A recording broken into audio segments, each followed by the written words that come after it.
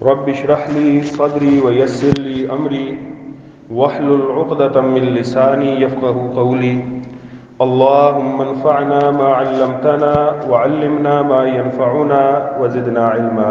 واجب الاحترام سامعین کرام، اللہ تعالیٰ نے اپنی قدرت کاملہ سے اس کائنات کو بڑے پیارے انداز میں تخلیق کیا ہے۔ یہ کائنات بہت وسیع ہے اور اس میں اللہ تعالیٰ کی قدرت کے بہت بڑے بڑے عجائبات ہماری رسائی اور ہماری پہنچ بہت محدود ہے۔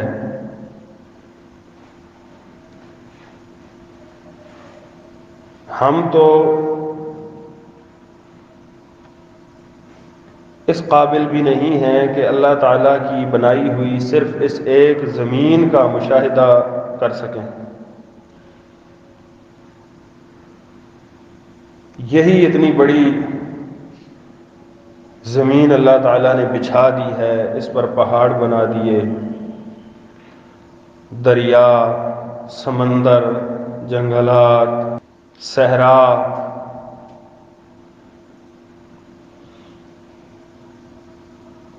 اس کے علاوہ آسمان ہے، آسمان میں ستارے ہیں، سورج ہے، چاند ہے۔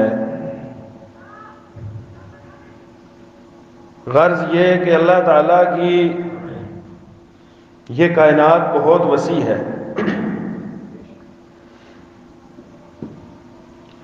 بہت سارے لوگوں کا یہ دل کرتا ہے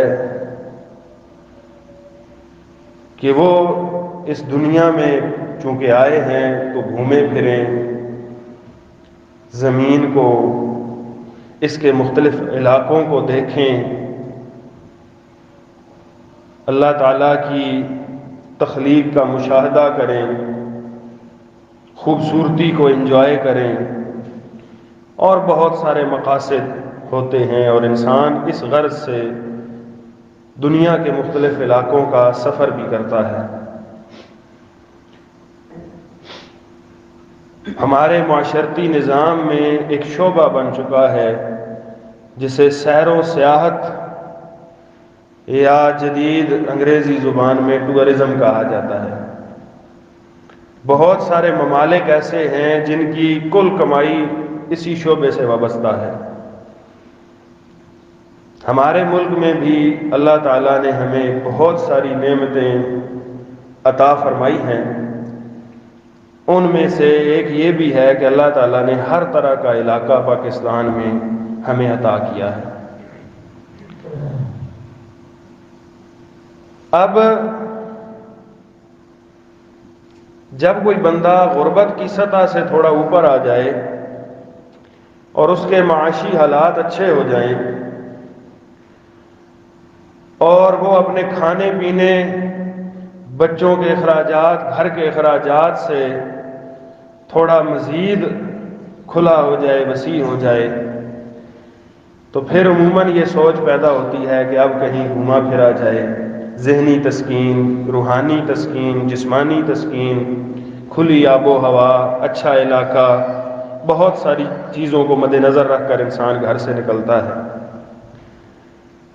سوچنے کی بات یہ ہے کہ کیا اللہ تعالیٰ نے ہمیں سیر و سیاحت کے حوالے سے بھی کوئی رہنمائی فرمائی ہے، یا یہ صرف ہماری اپنی سوچ کے مطابق ہی ہوگا کہ جیسے ہم چاہیں ویسے ہی سیر و سیاحت، تفریح، سیر سپاٹا کر لیں، یا کوئی شرعی احکامات بھی ہیں، اللہ تعالیٰ کی کوئی شرائط بھی ہیں، کوئی پابندیاں بھی ہیں؟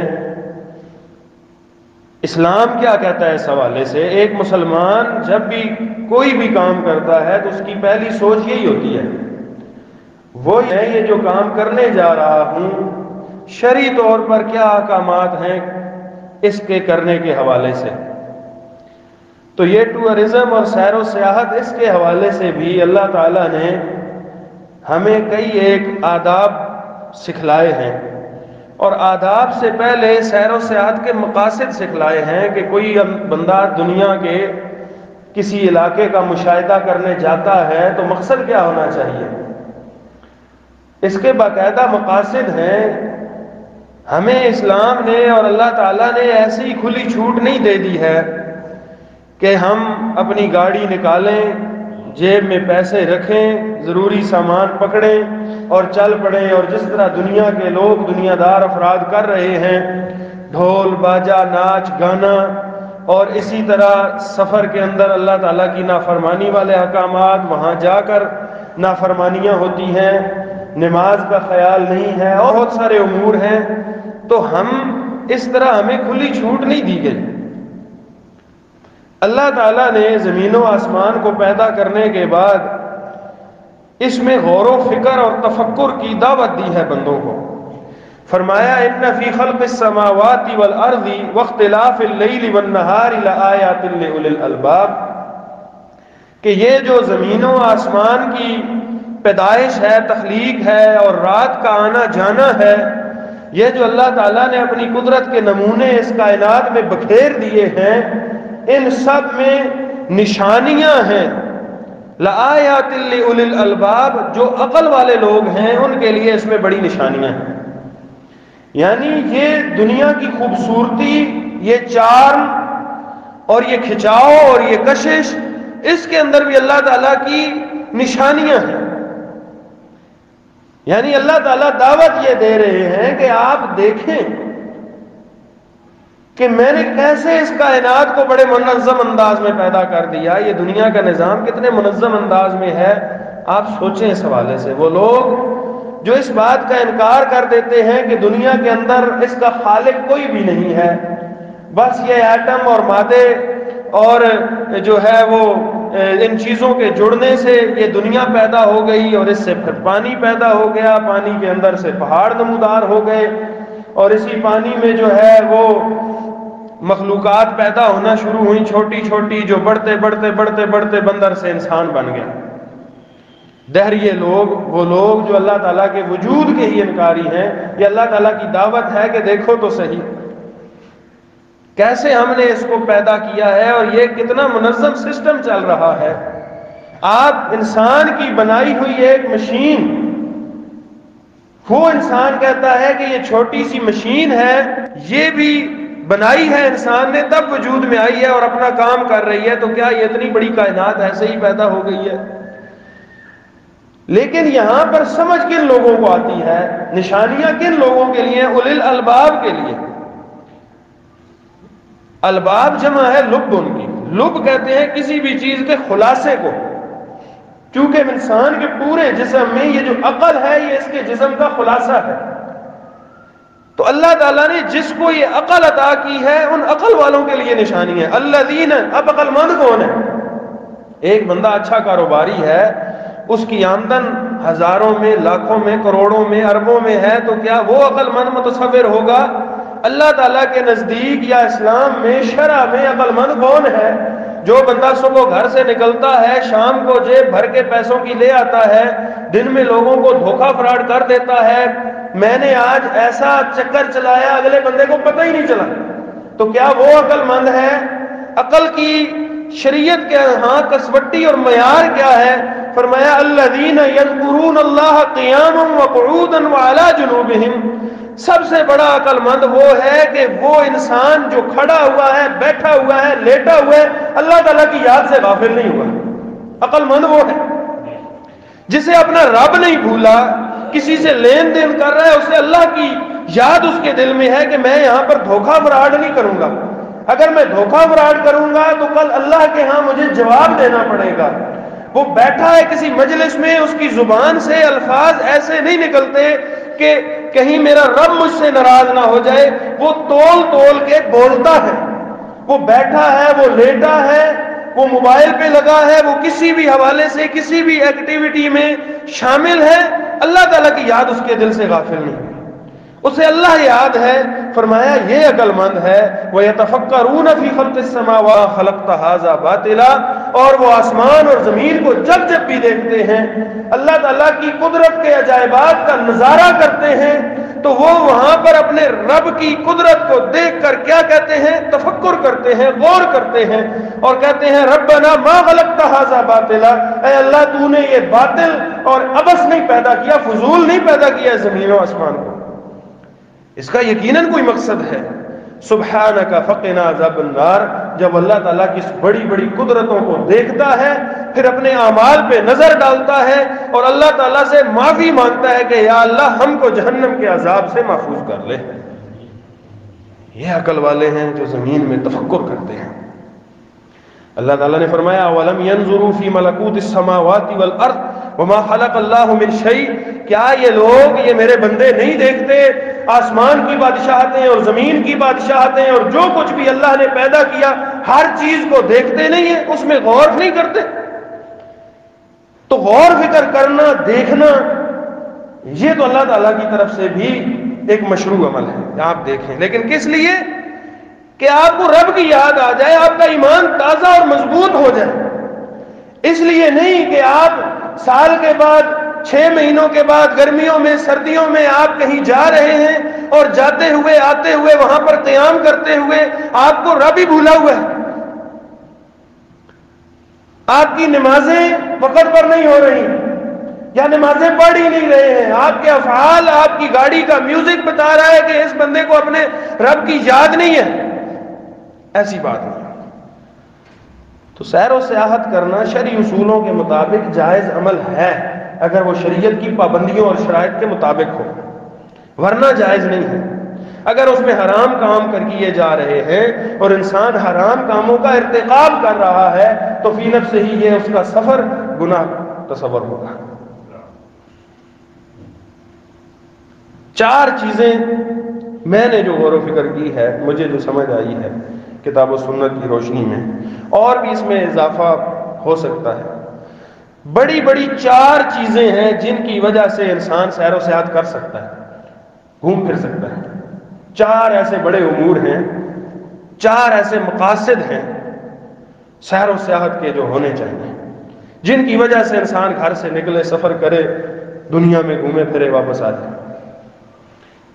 ان میں سے سب سے پہلا جس کا میں نے یہ تذکرہ ابتدان بھی کیا ہے کہ قدرت الہی کا نظارہ کرنا، زمین میں دیکھنا، اور بالخصوص یہ دیکھنا کہ انسان آج تو ہے تو اس سے پہلے بھی کوئی لوگ تھے، وہ بھی اللہ تعالیٰ کے سامنے بڑا زور مارتے تھے، انہوں نے بھی اللہ تعالیٰ کے احکامات کو جھٹلایا تھا، وہ بھی احکامات الہیہ کو پس پش رب کی یاد سے غافل ہو جاتے تھے۔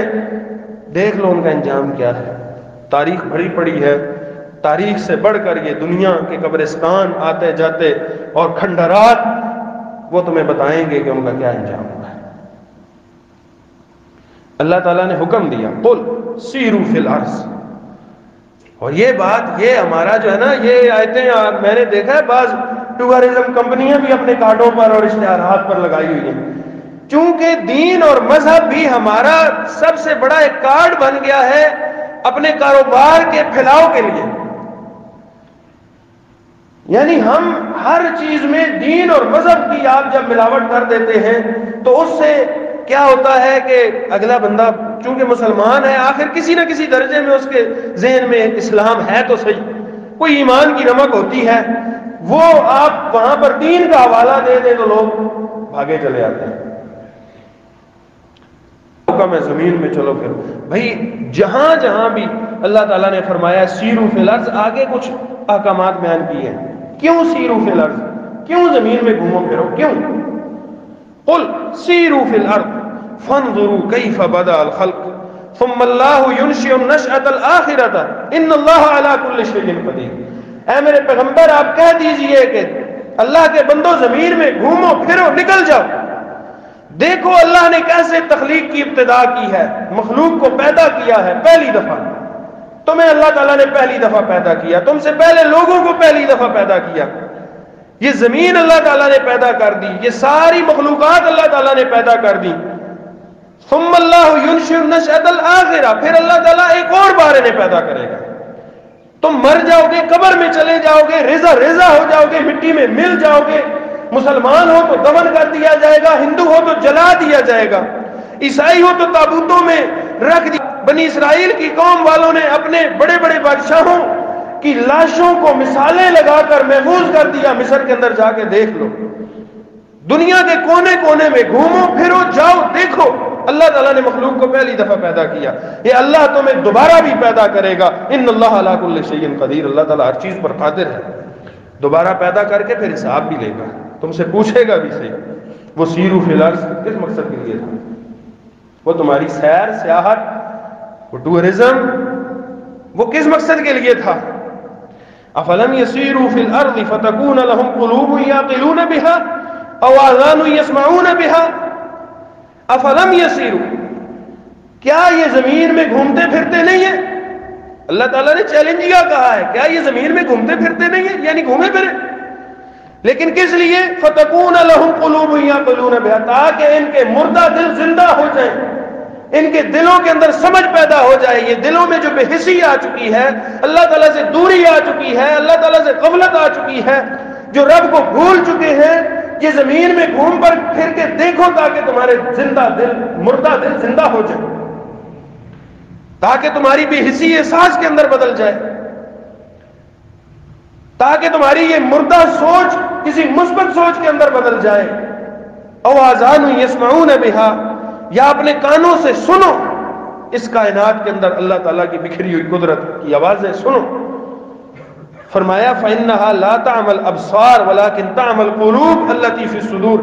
یاد رکھو, صرف آنکھیں اندھی نہیں ہوتی, بلکہ انسان کا جو سینے میں دھڑکتا ہوا دل ہے یہ اندھا ہو جاتا ہے. جب دل اندھا ہو جاتا ہے, دل کی آنکھ اس کے پردے, اس کے آگے پردہ آ جاتا ہے. جب انسان دل کی آنکھ سے نہیں دیکھتا, پھر اسے دنیا کے اندر چارم تو نظر آتا ہے, عیاشی تو نظر آتی ہے, اللہ تعالیٰ کی قدرت نظر نہیں آتی, اللہ تعالیٰ کی یاد سے پھر وہ غافل ہی رہتا ہے. دل کے اوپر پردہ ہوتا ہے, پھر وہ چاہے جتنے بلند پہاڑوں پہ چڑھ جائے, جنگلات کی سیر کر آئے, صحراؤں میں گھوم پھر آئے, سمندروں میں گھوم پھر آئے, پھر اس کے دل چونکہ مردہ ہے, وہ دل کی آنکھ سے دیکھ ہی نہیں پا رہا. اللہ تعالیٰ کی قدرت اسے نظر نہیں آتی, سمجھ نہیں آتی, فہم و فراست سلب کر لیتا ہے اللہ تعالیٰ پہ. گھومو پھرو کس لیے؟ تاکہ تمہارے دلوں کے اندر زندگی پیدا ہو, ایمان کی زندگی, ایمان کی روشنی پیدا ہو. قل سیروا فی الارض ثم انظروا کیف کان عاقبۃ المکذبین. اس زمین کے اندر گھوم پھر کے دیکھو تو صحیح. بڑی بڑی قومیں آئیں, قبیلے آئے, طاقتور لوگ آئے, جن کے ذہنوں پر طاقت کا نشہ چھایا ہوا تھا, بڑے بڑے بادشاہ تھے, ان کی عقل تھی, ان کی فوجیں تھیں, ان کے پاس قوت تھی, ان کے پاس اسلحہ تھا. ایسے ایسے بے وقوف قسم کے لوگ, اتنے مالدار, جنہوں نے اپنے خادموں کو حکم دے دیا کہ بھائی سیڑھی بناؤ, میں آسمانوں میں جا کے خدا کو دیکھ کے آتا ہوں. مسلمان, اللہ جو ہے وہ آسمانوں میں ہے, سیڑھی بناؤ ذرا, میں اوپر جا کے چڑھ کے دیکھ کے آتا ہوں. اللہ تعالیٰ سے انہوں نے چیلنج لگائے, دنیا کے اندر دیکھو تو صحیح. ایسے بڑے بڑے فرعون پیدا ہوئے جنہوں نے کہا رب ہے ہی کوئی نہیں, رب تو میں ہوں, زندگی موت تو میرے ہاتھ میں ہے. انبیاء سے مناظرے اور مجادلے کرنا شروع کر دیے انہوں نے, باطل پیسے کھول دیے انہوں نے. دنیا کے اندر دیکھو ایسی ایسی قومیں تھیں جنہوں نے پہاڑوں کو کاٹ کے اندر غاریں بنا کے اور اندر محل بنا کے وہ رہتے تھے. ایسے لوگ جن کو اللہ تعالیٰ نے قرآن میں کہا کہ جس طرح کھجور, لمبے لمبے کھجور کے درخت ہوتے ہیں, اس طرح ان کے قد تھے. 60 ہاتھ لمبے قد والے انسان, آپ ان کی طاقت کا اندازہ لگاؤ. جب ہاتھ میں وہ بھاری تلواریں پکڑتے تھے, گھماتے ہوں گے تو ایک وار میں کتنی گردنیں اتر جاتی تھیں. لیکن انہوں نے اللہ کی قدرت کو جھٹلایا, رب کی رحمت کو جھٹلایا, رب کے احکامات کو جھٹلایا, اللہ کی توحید کو نہیں مانا, شرک کے اندر مبتلا ہو گئے. ثم انظروا کیف کان عاقبۃ المکذبین. ان جھٹلانے والوں کا انجام تو دیکھو. آپ کو تاریخ بتائے گی اور یہ دنیا کے اندر یہ کھنڈرات اور قبرستان بتائیں گے. بڑی بڑی کمپنیوں کے مالک بھی ان کی قبروں کے کتبے یقین کیجئے پرانے ہوئے پڑے ہیں اور ٹوٹ اور خستہ حالی کا شکار ہے. ایسے بڑے بڑے مالک ہیں جو دنیا کے اندر کروڑوں اور اربوں کے مالک تھے, آج ان کی قبروں کو پہچاننے والا کوئی نہیں ہے, ان کی قبروں کے پتھروں کو سیدھا کرنے والا کوئی نہیں ہے. زمین کے اندر, مٹی کے اندر مل چکے ہیں وہ. سیر و سیاحت کس لیے کرو؟ گھومو پھرو, دیکھو ذرا اللہ تعالیٰ نے انجام. کیف کان عاقبۃ المجرمین, مجرموں کا انجام کیا ہوا. اولم یسیروا فی الارض فینظروا کیف کان عاقبۃ الذین من قبلہم وکانوا اشد منہم، کے اندر گھوم پھر کے نہیں دیکھتے ہیں؟ فینظروا کیف کان عاقبۃ الذین من قبلہم، ان لوگوں کا انجام کیا ہوا جو تم سے پہلے چلے گئے تھے، وکانوا اشد منہم قوہ، حالانکہ وہ تم سے زیادہ طاقتور تھے، وہ تم سے زیادہ مضبوط، توانا، تندرست تھے، ان کے پاس قوت اور طاقت تھی۔ دیکھو ذرا ان کا انجام کیا ہوا، وما کان اللہ لیعجزہ من شیء فی السماوات ولا فی الارض، اللہ تعالیٰ کو زمین و آسمان کے اندر کوئی قوت طاقت ایسی پیدا ہی نہیں ہوئی جو اللہ تعالیٰ کو عاجز کر دے۔ لوگوں نے رب ہونے کا دعویٰ کیا، خدائی کے دعوے تو کیے، لیکن رب کو عاجز نہیں کر سکے۔ اللہ تعالیٰ نے چاہا تو موسیٰ نے ایک عصا پانی کے اندر مارا، اللہ تعالیٰ نے پانی کو روک کے رستہ دے دیا، اور وہی موسیٰ کی جو ہے وہ قوم جب پار چلی گئی، پیچھے سے فرعون بھی پانی کے اندر داخل ہوا، غرق ہو گیا۔ اللہ تعالیٰ کو کوئی زمین و آسمان کی طاقت عاجز نہیں کر سکتی۔ اللہ تعالیٰ کسی کی دولت کا محتاج نہیں ہے، اللہ تعالیٰ کسی کی طاقت سے خوفزدہ ہونے والا نہیں ہے، وہ تو ساروں کو طاقت دینے والا ہے، دولت عطا کرنے والا ہے، وہ خزانوں کا مالک ہے۔ تم صرف یہ دیکھو زمین کے اندر گھوم پھر کے کہ مجھے تھوڑے سے پیسے زیادہ مل گئے، میں تھوڑا غربت سے میرا سر باہر نکلا تو میں اللہ تعالیٰ کو احکامات کو پامال کرنے چل پڑا، میں گاڑی میں چلا، وہ گاڑی جو میرے رب نے مجھے دی اس گاڑی کے اندر میں نے گانے بازے لگا دیا۔ یاد رکھو زمین و آسمان میں کوئی بھی رب کو عاجز نہیں کر سکتا، رب کی آئی ہوئی کو ٹال کوئی نہیں سکتا۔ تمہاری طاقت تمہیں نہیں بچا سکتی، دولت پیسہ نہیں بچا سکتا، عقل تمہیں نہیں بچا سکتی۔ تمہاری عقل صرف اتنی ہے کہ تم گاڑی کے اندر مری کے اندر ہیٹر چلا کر سو گئے اور صبح لوگوں نے آگے دروازے کھولے تمہاری لاشیں نکالی، گھروں سے نکلتے ہوئے تم نے سوچا تھا، تمہارے پاس جدید موبائل تھے، اس کے اوپر موسم کی جدید ترین اپڈیٹس موجود تھی، تمہارے پاس ہر طرح کا ٹیکنالوجی تمہاری جیب ہاتھ میں تھی۔ اللہ تعالیٰ کو عاجز نہیں کر سکتے۔ اللہ تعالیٰ کا فیصلہ جب ہوتا ہے وہ فیصلہ اٹل ہے، اس کو کوئی نہیں موڑ سکتا۔ صرف یہ غور کرنا۔ تو پہلا کیا مقصد ہونا چاہیے کہ دنیا کے اندر اگر آپ سیر و سیاحت کرتے ہیں، آپ اپنے ایمان کو تازہ کریں، مضبوط کریں، اور دیکھیں کہ آپ سے پہلے بھی کچھ لوگ اس دنیا کے اندر رہے، ان کا انجام کیا ہوا۔ دوسرا مقصد جہاد کے لیے اور دعوت دین کے لیے نکلنا، اللہ کے دین کی سربلندی کے لیے گھر سے نکلنا، زمین کے کونے کونے میں بے شک پھیل جائیں، جہاں تک آپ جا سکتے ہیں آپ جائیں، رب کی توحید کے علم کو لے کر آپ ایک دنیا کے کونے سے اٹھیں اور دوسرے کونے تک چلا جائیں، شریعت آپ کو نہیں منع کرتی۔ اللہ کے دین کی سربلندی کے لیے آپ چلیں، جو شرعی احکامات ہیں ان کو مد نظر رکھتے ہوئے آپ نکلیں، جہاد کے لیے اور دعوت دین کے لیے نکلیں، آپ کو اسلام نہیں منع کرتا۔ سنن ابی داؤد کی ایک مختصر حدیث ہے، اور یہ مسند احمد میں ذرا قدر طویل آئی ہے۔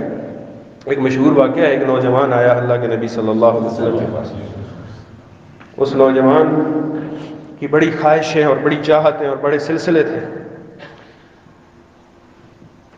ایک کام ایسا تھا جو وہ نہیں چھوڑ پا رہا تھا۔ اللہ کے نبی صلی اللہ علیہ وسلم کے پاس اس نے کہا میں سارے کام چھوڑ دوں گا، میں شراب چھوڑ دوں گا، میں جھوٹ چھوڑ دوں گا، میں نشے چھوڑ دوں گا، میں گالیاں چھوڑ دوں گا، لیکن یہ بدکاری والا فعل ہے یہ مجھ سے نہیں چھوٹ رہا، آپ اس کی مجھے اجازت دے دیجیے۔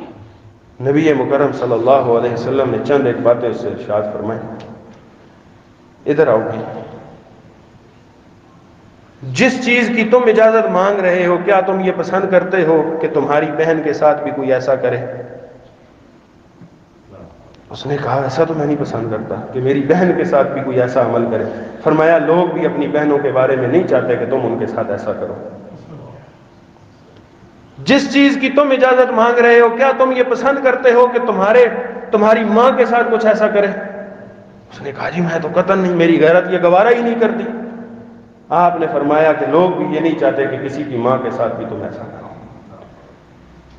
کیا تم اپنی پھوپھی کے ساتھ، خالہ کے ساتھ، اللہ کے نبی صلی اللہ علیہ وسلم نے بہت سارے رشتے نام لے کر گنوائے، کیا تم یہ ایسا پسند کرو گے کہ لوگ ایسا کریں تمہارے ان رشتوں کے ساتھ؟ اس نے کہا نہیں. بات سمجھ آ گئی. اس نے کہا اللہ کے نبی مجھے بات سمجھ آ گئی ہے، میں اس عمل سے بھی توبہ کرتا ہوں، میں آئندہ یہ کام بھی نہیں کروں. آپ مجھے یہ اجازت دے دیجئے کہ میں زمین کے اندر سیاحت کروں. اذن لی فی السیاحہ، مجھے سیاحت کی، گھومنے کی، سیر کی، سپاٹوں کی اجازت دے دیجئے، میں دنیا کے اندر گھوموں پھروں ذرا. نبی مکرم صلی اللہ علیہ وسلم نے فرمایا ان سیاحت امتی الجہاد فی سبیل اللہ، میری امت کی سیاحت اور سیر یہ ہے کہ وہ اللہ کے راستے میں جہاد کے لیے نکل پڑے. اور اس امت نے یہ سیر و سیاحت کی ہے، صحراؤں کے اندر گھوڑے دوڑائے، دریاؤں کے اندر گھوڑے ڈالے، پہاڑوں کی چوٹیوں پہ چڑھ گئے، کشتیاں جلائیں، لاؤ لشکر لے کر، تلواریں اٹھا کر، اسلحہ اٹھا کر پوری دنیا میں پھیلے. وہ عرب کے بدو جو مکہ کی حدود سے شاید کبھی باہر نہ نکلے ہوں، جب اسلام کے لشکر میں ملے تو وہ دنیا کے کونے کونے میں پھیل گئے، ہزاروں مربع میل کا سفر طے کر کے کہیں کا کہیں نکل گئے. وہ گھروں سے گرمیوں کے کپڑے لے کر نکلے تھے اور ایسے علاقوں میں پہنچ گئے جہاں پر برف باریاں ہوتی تھیں، سرد علاقوں میں جا کے پہنچ گئے. فرمایا میری امت کی سب سے بڑی سیاحت یہ ہے کہ وہ اللہ کے راستے میں دین کی سربلندی کے لیے نکل پڑے. یہ دوسرا بڑا مقصد ہے جس کے لیے آپ سیر سیاحت کر سکتے ہیں کہ آپ اللہ کے دین کی دعوت کے لیے نکل پڑے، جہاد کے لیے نکل پڑے، شرک کو مٹانے کے لیے، بدعات کو مٹانے کے لیے. وہ لوگ جو رب کے ساتھ جنگ اختیار کرے ہوئے، ان کا منہ پھیرنے کے لیے، اسلام کے دشمنوں کو ختم کرنے کے لیے آپ نکل پڑے. اور یہاں پر ایک اشکال یہ پیدا ہوتا ہے کہ اللہ کے نبی نے فرمایا کہ میری امت کی سیاحت جہاد ہے، تو کیا اس کے علاوہ تو پھر یہ سیاحت جائز نہ ہوئی؟ یہ دیگر مقاصد ہیں. اس کے علاوہ مطلقاً بھی اگر کوئی جاتا ہے بندہ تو اس کا اشکال کا جواب دیا ہے علم نے. امام علامہ امیر صنعانی رحمہ اللہ تعالیٰ اور اسی طرح سنن نبی داؤد کی حدیث کی شرح میں عظیم آبادی رحمہ اللہ تعالیٰ نے عون المعبود میں، اور علامہ طیبی رحمہ اللہ تعالیٰ نے مشکات میں لکھا ہے کہ جو اللہ کے نبی نے سیاحت سے منع فرمایا ہے وہ والی سیاحت ہے کہ بندہ گھر سے نکل پڑے، جمعے اس کے چھوٹ جائیں، نمازیں چھوٹ جائیں، جماعت چھوٹ جائے، یہ سارے کام چھوٹ جائیں، اللہ تعالیٰ کے احکامات چھوٹ جائیں، اور یہ کیا ہے جی آج ہم ہفتے کے لیے گھومنے پھرنے کے لیے نکلے ہوئے. وہ جمعہ بھی نہ پڑھ سکے، وہ جماعت کے ساتھ نمازیں بھی نہ پڑھ سکے. فرمایا ایسی سیاحت سے پھر منع فرمایا. یا پھر یہ ہے کہ اس سفر کے اندر اللہ تعالیٰ کی نافرمانی والے کام ہوں. تیسرا جو سفر گھر سے نکلنا جائز ہے وہ ہے اللہ تعالیٰ کی عبادت کی خاطر نکلنا، جس میں سب سے بڑی سیاحت اسلام میں جو اللہ تعالیٰ نے باقاعدہ ایک فرض رکھا ہے، اگر کسی کے پاس استطاعت ہو تو وہ حج ہے. بندہ لب میل سے نکلے، اپنا سامان پاسپورٹ بنوائے، یہاں سے آپ بری سفر کریں، ہوائی سفر کریں، سعودیہ میں جائیں، مکہ میں جائیں، حج کریں، عمرہ کریں، بہت بڑی سیاحت ہے. یہ پیسہ آپ کا لگے گا، اس کا آپ کو اجر ملے گا، اللہ تعالیٰ کا حکم ماننے کا اجر ملے گا. کتنے ایسے لوگ ہوتے ہیں جن پر حج فرض ہے، وہ حج نہیں کرتے، ناران کا گان ہر سال جاتے ہیں. جن کے پاس زیادہ پیسے ہیں، لوگ عمرہ کرنے کے لیے سعودیہ میں نہیں جائیں گے، لیکن یہ وزٹ ویزا لے کر دبئی میں پہنچ جائیں گے. اللہ تعالیٰ ہے نا، اللہ تعالیٰ نے دلوں پر پردے ڈالے ہوئے ہیں. انہیں دین کی خاطر کیے ہوئے سفر کے اندر لذت نہیں محسوس ہوتی. اپنی ذہنی بنائی ہوئی جو تسکین ہے اس کی خاطر، فضول اسراف اور عیاشی کی خاطر سفر میں انہیں لذت مزہ آتا ہے. آپ دیکھیں نا، ہم جو یہاں پر میں چھوٹی سی مثال آپ کو دیتا ہوں، کتنی دفعہ ایسا ہوتا ہے یہاں پر ہے، یہ یہاں ساتھ پنڈی میں، اسلام آباد میں، اٹک میں، ٹیکسلا میں جی پروگرام ہے، عالم دین آ رہے ہیں، وہاں پہ جانا ہے ان کا درس سننے کے لیے. ہمارا دل نہیں کرتا، ہمیں اس کے اندر چار مینی محسوس ہوتا. مولوی ویلے، انہیں پروگرام انہوں نے رکھے ہوتے ہیں، اور کام ہے کوئی نہیں، اور ہم جیسے مصروف لوگوں کو بھی انہوں نے جو ہے وہ آؤ جی آج پنڈی جاواں دے، لاہور جاواں دے، اٹک جاؤں، فلان جگہ جاؤں، فلان جگہ اجتماع میں، اور ہمیں بلاتے ہیں. ہمارے تھوڑے کام ہیں. وہی بندہ ہے، ہم یہاں سے ٹیکسلا کا، واک اینڈ کا، پنڈی کا سفر نہیں کرتے اللہ کے دین کو سننے کے لیے. یہاں سے ہم اپنی گاڑی لیں گے، لاؤ لشکر لیں گے اور نکل پڑیں گے سیر کے لیے، سپاٹوں کے لیے. اس میں ہمیں لذت ملتی ہے، ذہنی تسکین ملتی ہے، اس میں ہمارا دل لگتا ہے. یعنی جائز اور ناجائز سے ہٹ کر ایک میں بات کر رہا ہوں. اگر آپ شرعی حدود پابندیوں کا خیال کرتے ہوئے خانپور ڈیم پہ چلے گئے ہیں، نارات دیر میں چلے گئے ہیں، کوئی بات نہیں ہے. آپ اللہ تعالیٰ نے اگر آپ کو دیا ہے شرعی حدود کا خیال رکھتے ہوئے اگر آپ چلے گئے، لیکن آپ دیکھیں نا کہ ہماری ذہنی سطح بھی تو دیکھیں نا، اپروچ دیکھیں. وہی کوئی دین کی خاطر سفر ہوگا ہم نہیں کریں گے، وہی کوئی دنیا کا ہمارا ایک مقصد ہوگا ہم چل پڑیں گے. تو عبادت کے لیے نکلنا یہ بھی سفر کا ایک مقصد ہو سکتا ہے.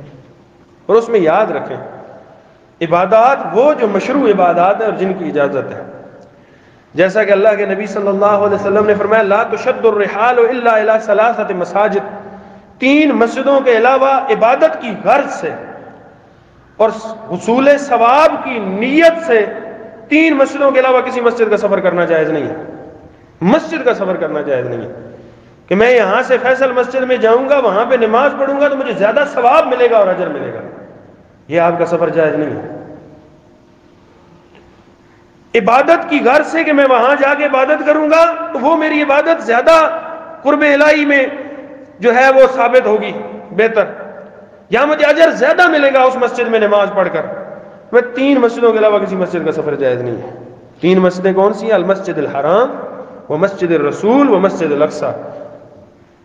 مکہ کی مسجد حرام، مدینہ کی مسجد نبوی اور مسجد اقصی فلسطین. ان 3 مسجدوں کا اگر آپ سفر کرتے ہیں، وہاں جا کے آپ نماز پڑھوں گا، میں اللہ کی عبادت کروں گا، آپ کو اجر ملے گا. اس کے علاوہ یہاں پہ تو لوگ مسجدوں کو چھوڑیں، حصول ثواب کی نیت سے کن ڈھیریوں اور قبروں اور مزاروں اور جب و کبوں کا طواف ہو رہا ہوتا ہے اور سفر ہو رہے ہوتے ہیں. احادیث سے دوری ہے، اللہ کے دین سے دوری ہے. چوتھا جو عمل جس کی وجہ سے سفر کیا جا سکتا ہے وہ ہے اللہ کے دین کے علم کو سیکھنے کے لیے. آپ نکلیں یہاں سے، آپ سعودیہ کا دین کے علم کو سیکھنے کے لیے. من سلک طریقا یلتمس فیہ علما سہل اللہ لہ طریقا الی الجنہ. جس بندے نے اللہ کے دین کو علم کو سیکھنے کے لیے گھر سے باہر قدم رکھا، وہ اس راستے پہ چل پڑا، وہ جنت کے راستوں میں سے ایک راستے پر چل پڑا. جب طالب علم اللہ کے دین کو سیکھنے کے لیے اپنا جو ہے وہ کٹا پھٹا بیگ اس نے کندھے پہ ڈالا اور اپنے کپڑے اس کے اندر رکھے، سفر کا سامان رکھا، وہ دین کو سیکھنے کے لیے، قرآن کے حفظ کے لیے، اللہ کے احکامات کو سیکھنے کے لیے وہ گھر سے نکل پڑا. فرمایا اس کے لیے دنیا کی ساری مخلوق دعا کرتی ہے، اور فرمایا حتیٰ کہ بلوں کے اندر موجود جو چمٹیاں ہیں وہ بھی اس کے لیے دعا کرتی ہیں، اور سمندروں کے اندر موجود جو مچھلیاں ہیں وہ بھی اس کے لیے دعا کرتی ہیں. یہ سفر بھی جائز ہے، مبارک سفر ہے. چند ایک باتیں اور یاد رکھیں. کچھ پابندیاں ہیں، کچھ کا تو میں نے اشارتاً یہ ذکر کر دیا ہے کہ اگر آپ کے آٹے میں اللہ کے احکامات فراموش ہو رہے ہیں تو وہ سفر آپ کے لیے گناہ ہے. آپ نمازیں نہیں پڑھ رہے، آپ نے جمعہ نہیں پڑھا، اور آپ کا میوزک بج رہا ہے گاڑی میں، اور وہاں جا کر بھی میوزک کی محفلیں ہیں اور ناچ گانے میں اور فحاشی کے اندر فضول خرچی، اسراف.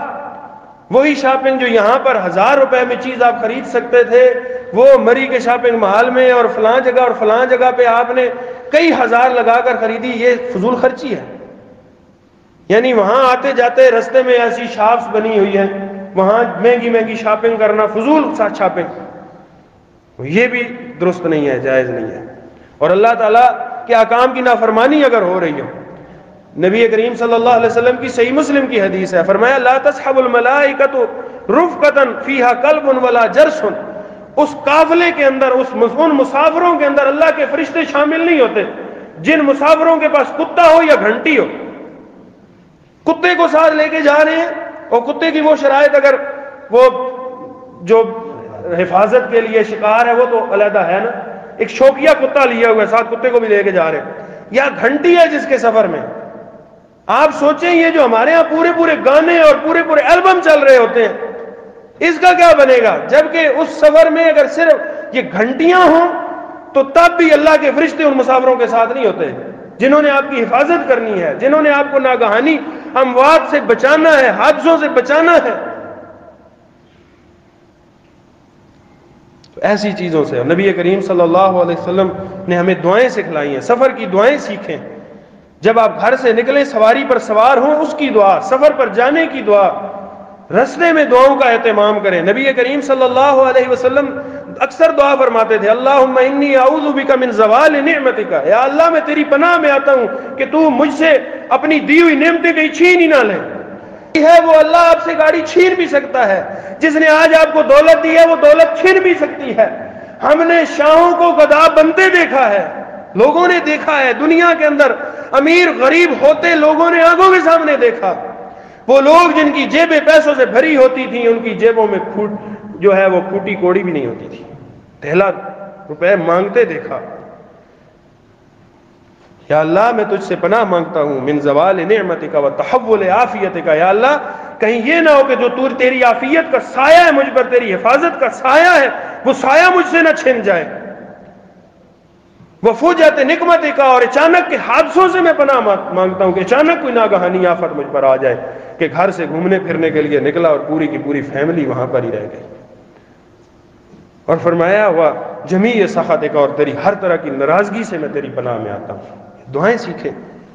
سیدہ خولہ بنت حکیم فرماتی ہیں کہ میں نے نبی صلی اللہ علیہ وسلم سے سنا، آپ نے فرمایا من نزل منزلا ثم قال، جو بندہ کسی سفر میں گیا وہاں اپنی منزل اور ٹھکانے پر پہنچ گیا، ٹھکانے پر اتر کر سامان رکھا اس نے اور یہ دعا پڑھی اعوذ بکلمات اللہ التامات من شر ما خلق، جس بندے نے یہ دعا پڑھ لی لم یضرہ شیء حتی یرتحل من منزلہ ذالک، اس کو کوئی چیز تکلیف نہیں پہنچائے گی جہاں تک کہ وہ وہاں پر اپنا کام کرے پھر وہاں سے واپس آ جائے. اللہ تعالیٰ کی حفاظت میں رہتا ہے جو یہ دعا پڑھ لیتا ہے اعوذ بکلمات اللہ التامات من شر ما خلق. جو صبح و شام کے اذکار میں بھی یہ دعا شامل ہے. اسی طرح فضول باہر رہنا یہ بھی درست نہیں ہے. میں نے ایک حدیث پچھلے خطبات جمعہ میں بھی یہ بیان کی تھی. نبی صلی اللہ علیہ وسلم نے فرمایا سفر عذاب کے ٹکڑوں میں سے ایک عذاب کا ٹکڑا ہے، کیونکہ اس سے تمہارے کھانا پینا نیند کا شیڈول ڈسٹرب ہو جاتا ہے. فرمایا جب تمہارا مقصد سفر کا پورا ہو جائے فَلْيُعَجِّلْ إِلَىٰ أَهْلِهِ، تو گھر آنے میں جلدی کرو. ایک سلسلہ سیاح کی روایت ہے اس میں تو آتا ہے کہ جب تم اپنا حج کر چکو تو پھر فوراً اپنے گھر میں واپس آنے کی جلدی کرو، اس میں تمہارے لیے زیادہ اجر ہے. حج جیسی عبادت میں فضول قسم کے ہم جو ہے وہ باہر پڑاؤ اور کتنے کتنے دنوں کا یہ سلسلہ جاری رہتا ہے.